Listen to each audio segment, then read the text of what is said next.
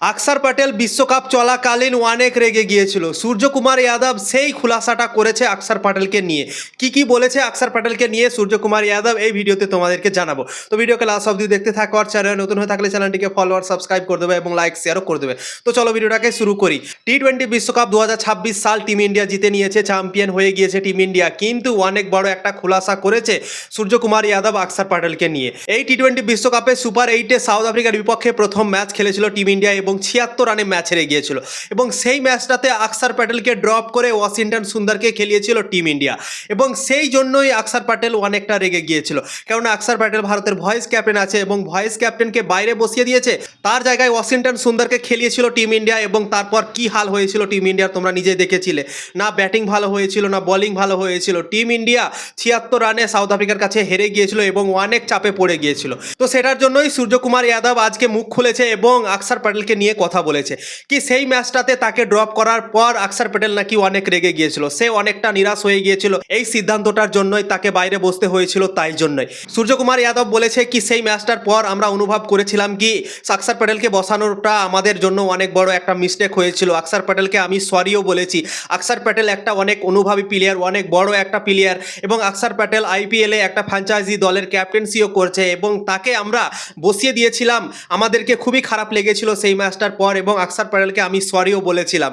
বিশ্বকাপ শেষ হওয়ার পরেও আরও একবার তার সাথে কথা বলেছিলাম, সরি বলেছিলাম সেই জিনিসটার জন্য। ভারতের ক্যাপ্টেন সূর্যকুমার যাদব নিজেই বলেছে। তো আকসার প্যাটেলকে তোমরা তো জানো, বোলিং, ব্যাটিং, ফিল্ডিং এবং টি-20 বিশ্বকাপের সেমিফাইনালে কি ক্যাচ ধরেছিল আকসার প্যাটেল, দুটো ক্যাচ ধরেছিল এবং সেই দুটো ক্যাচই কিন্তু ভারতের জন্য একটা টার্নিং পয়েন্ট তৈরি হয়েছিল।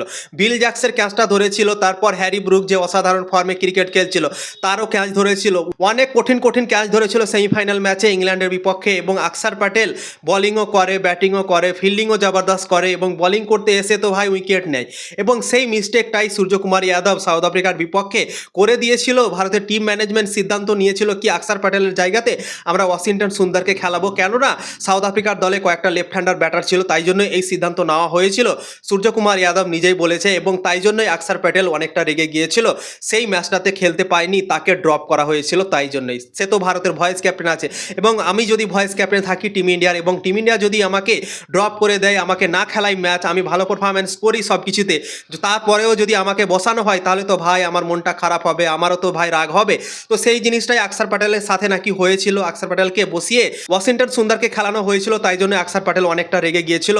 তাই জন্যই সূর্যকুমার যাদব কনফার্ম করেছে এবং বলেছে অনেক কিছু আকসার প্যাটেলকে নিয়ে কি আকসার প্যাটেলকে আমরা অনেক সরি বলেছি, আমাদের অনেকটা মিস্টেক হয়েছিল সেই সময় আকসার প্যাটেলকে ড্রপ করে, আমরা অনেক বড় ভুল করেছিলাম। এভাবে সূর্যকুমার যাদব নিজের ভুলটা স্বীকার করেছে এবং বলেছে সবার সামনে, মিডিয়ার সামনে এসে বলেছে কি আমাদের সেই জিনিসটা ঠিক হয়নি, আমরা ভেবেছিলাম একটা কিন্তু হয়ে গিয়েছিল অন্য সেই ম্যাচটাতে এবং আমরা অনেক বড় সিদ্ধান্তটা নিয়েছিলাম আকসার প্যাটেলের বিপক্ষে গিয়ে।